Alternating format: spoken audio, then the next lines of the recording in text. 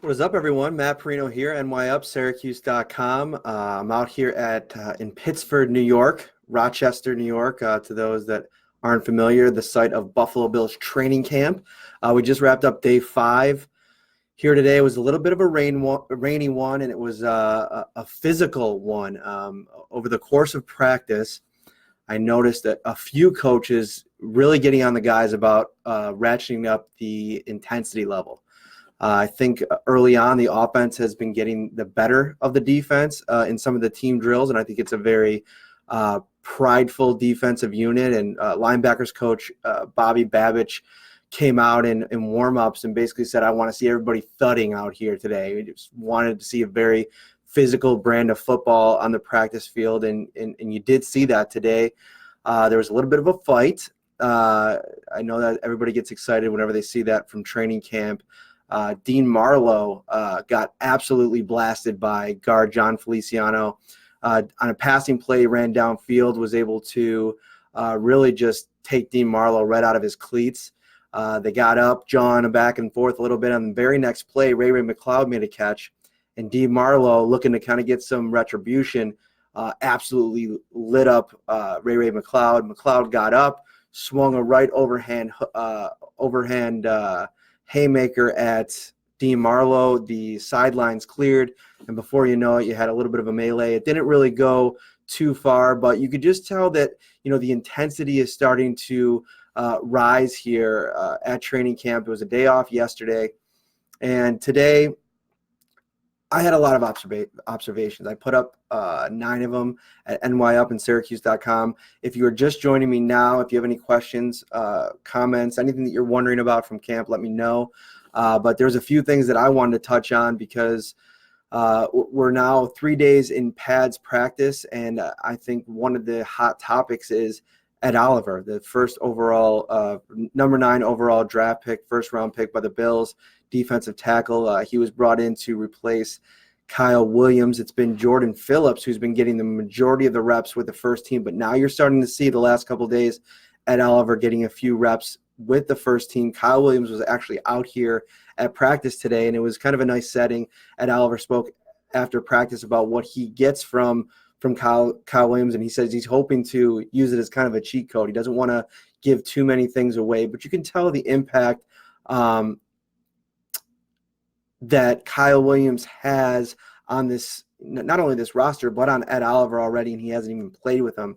But early on, it's been, an up and down training camp for Ed Oliver. I think Leslie Frazier spoke about it today, that there is a adjustment period going from playing at the college level to the pros. I think we all kind of anticipated that. And at times you see the size disparity. And, I was talking to Harrison Phillips today, and he said that he thinks Ed Oliver is walking around at about 275. He weighed in at 287 at the combine. And on the interior defensive line, that's why so many people kind of question Ed Oliver's size, because at 275, 280, you're going up against 300 and, Quentin Spain, who plays left guard for the Bills, a lot of matchups with Ed Oliver so far in camp. He weighs in at about 330. So there's a big size disparity. But Ed Oliver told me today, I got him a little bit after the scrum. He said that it's been about the biggest adjustment has come in the speed of the game. And it's something that every day in practice he's noticing he's able to execute a little bit differently off the line of scrimmage or attacking blocks differently because he's understanding the speed that he's going up against. So I think what we're going to see here is an upwards trajectory for Ed Oliver as he gets more comfortable. He's going to start making more plays, and I'm very excited to see what we see out of him once we get into a game environment. Robert Foster is another person I wanted to talk about. It seems by all accounts, from the impressions that I get from conversations with players on the team, coaches on the team, John Brown seems to be the number one guy on this team. I think that he's the best wide receiver on this team, the most dynamic and diverse from a playmaker perspective on this team. And I think Robert Foster is going to almost become that gadget guy for Brian Dable, somebody that he can deploy in certain situations to kind of utilize him as a downfield threat, but also I believe that he can make plays in that intermediate passing game because of his ability and the threat of the downfield ball. He made a catch today from Josh Allen in about 10 to 12 yards where he was just running a go route and just stopped on a dime, turned around, the ball was there. I think he can be a playmaker there, but there's been some drops. And if you look back to last year at this time in training camp, there were a lot of people questioning the hands of Robert Foster. People on the beat, people that were coming in from the national scene, coming to watch them practice. That was a concern going in, and going into when he made the 53-man roster, I think there was a lot of surprise there. And so I think that you don't want to overreact to anything that you're seeing here. I mean, he's going to have some drops. There's been all kinds of players that have had drops. John Brown had a drop today on a perfect ball from Josh Allen that, in a game situation, you need to make that play. That's a drive killer of a drop for John Brown, who's really shined in camp so far. So I think Robert Foster, the addition, it's a lot like Ed Oliver, actually. Leslie Frazier talked about how nice it is to have a deep defensive line where, you're not rushing Ed Oliver along. And I know Robert Foster's a second-year player, but it's kind of nice that you go out and you bring in a John Brown, an experienced number one type quality receiver. You have Zay Jones still in the fold, and then you add Cole Beasley, who's going to take so much pressure off of Josh Allen, the running game, and the receivers on the outside because of what he's able to do on the inside. And I think Robert Foster can kind of come along and at his own pace and figure out what his role is going to be, because roles are going to change. Robert Foster at times last year was this team's number one receiver in some games, from a production standpoint, from a target standpoint. And I think that now you add all of these playmakers into the fold, and Josh Allen even said it this week. Everybody's trying to still figure out what their role is going to be. So I think it's easy to overreact early on here to anything that happens, but I wouldn't get too high or too low. If Foster's dropping a couple balls, I still think he's going to have a role and potentially be an impact player on this offense. We learned last year that it's probably not too smart to overreact to some drops in camp and preseason. I think that this coaching staff, particularly Chad Hall, who worked closely with Robert Foster last year, really likes his skill set, and I think that that's something to keep an eye on.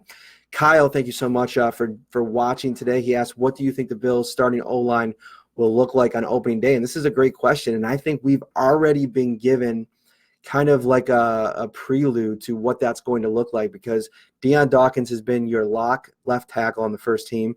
Quentin Spain, over from the Tennessee Titans in free agency, 48 starts in 4 seasons. He has taken every rep at left guard, and probably arguably the best run blocker of the group of guards on this roster. He's pretty entrenched at that left guard spot. Then you move on to center. Mitch Morse is obviously going to be your guy. He's missed the last 2 practices, so we'll continue to monitor that. Not really an update on Mitch Morse, why he isn't practicing. I do believe that coming off of that surgery that they do want to, take it easy and take it slow with him. 3 straight days of practice and that first full pads practice. And I would imagine they'd like to dial it back a little bit for more. So I wouldn't be too concerned there. Then at right guard, that's where the biggest position battle is right now. It's between Spencer Long and John Feliciano. They're kind of rotating back and forth. I think Spencer Long might have the leg up. John Feliciano made a nice downfield block today. But if you watch the one-on-one battles, I think that Spencer Long is kind of showing up a little bit more consistently, a little bit more regularly. But we'll got to get to the preseason games to see that one really play out. And then at right tackle, the battle was supposed to be Cody Ford versus Ty Nsekhe, but it's been Cody Ford, the rookie, second-round draft pick. The Bills traded up to get him. He has been locked in at that right tackle spot. He struggled at times, but I was impressed with him today. He came back. He took some licks on Sunday. Trent Murphy really abused him in the one-on-one drills, and he came back today, had a better performance in one-on-one, and then even was making some nice blocks in the teamwork. So I think that right now that's kind of projecting how I have the offensive line looking, and I think you're going to look for some development from Cody Ford, who's kind of gotten a slow start in camp here as the weeks progress and we get into the preseason games. I like to see his comfort level get a little bit more in.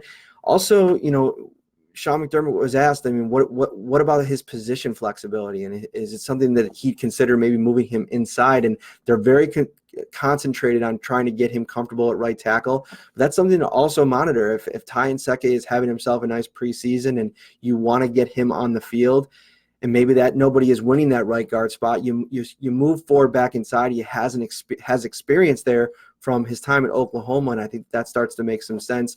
You want your 5 best offensive linemen on the field, so we'll see how that shakes out. Di Summers asks, what does the linebacker depth look like? And if you go over to NY Up right now, I put out my observations today, and one of them was, kind of like a quick breakdown of linebacker depth chart right now, and it, at the start, you look at the 3 starters. They're entrenched. Matt Milano, Tremaine Edmonds, Lorenzo Alexander. After that, the consistent pairing on the second team has been Julian Stanford, the Mike backup, and then Corey Thompson, who came in relief for Matt Milano when he was hurt last year. And Leslie Frazier talked about it today, said, I really like what we have in that combination.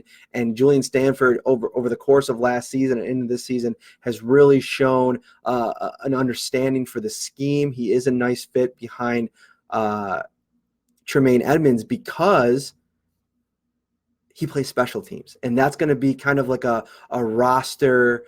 It's going to be a killer for a lot of these guys that are trying to make a roster spot late on this in preseason, because there's so much depth at so many more positions, especially on the offensive side of the ball. So you move past those first 3. I think Julian Stanford and Corey Thompson have positioned themselves as kind of atop the best of the rest, if you will.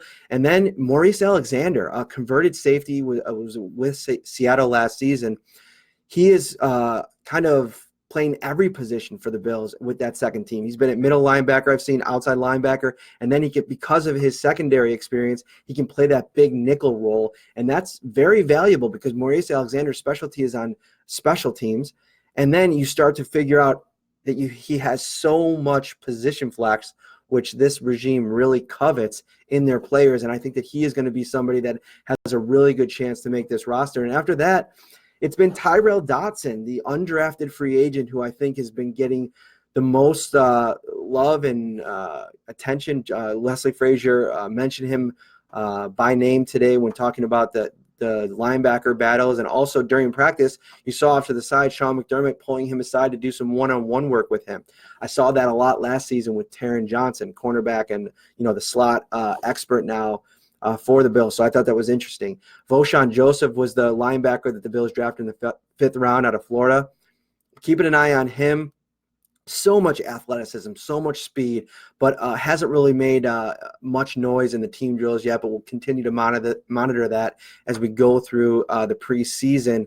And I thought that, after that, Juwan Foggy was cut, was released so that they can go out and sign Kyle Carter, tight end, add some depth there with all the injuries at that position. And then after that, it's Deion Lacey, who played special teams and played a backup role as well. But I think those guys, you talk about Joseph.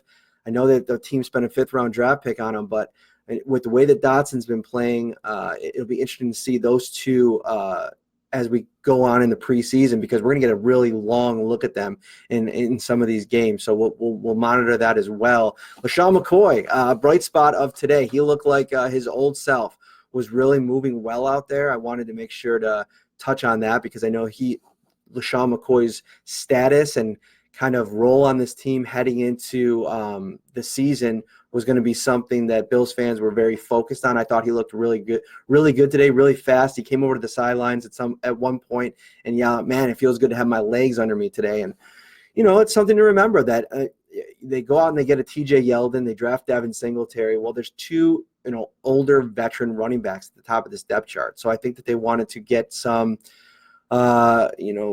a well-rounded running backs room, because you never know what you're going to get at this point. And also I'd throw out there too, Sonoris Perry obviously made some headlines with his choice to take number 32, O.J. Simpson's old number. He's been making some plays on the second team, made a nice catch over the weekend and still getting some run there today. So Overall, it was a rainy day today, but a lot of action out on the field. I thought it was, a very spirited day of practice, and I think that some of these position battles are going to get cranked up even more as we go throughout the day. Hopefully, I can get back outside and do a video out there tomorrow. I'll probably jump on Periscope after practice. So if you're not, follow me over on Twitter at Matt Parrino. Head over to our Instagram page, Buffalo Bills on NY Up. We'll have a lot of stuff over there as well. You can follow. And as always, guys, thank you so much for watching. I know it's kind of a weird time, 3:45, a lot of people at work, but we will always put these live chats up on YouTube, so you can make sure to grab them at any time you want if you're not on Facebook. If you're just coming here from one of the other platforms that I push this out on, we have you covered on every medium, and we always appreciate you checking out our coverage. Thank you so much for joining me.